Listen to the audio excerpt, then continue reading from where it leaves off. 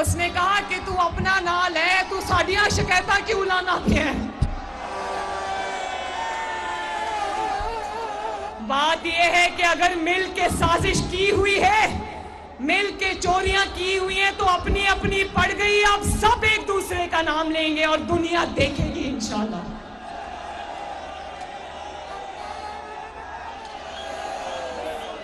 और अब इसकी फिर कोशिश है। एस्टैब्लिशमेंट ने गंद का टोकरा समझ के सर से ये बोझ उतार के जमीन पे फेंक दिया।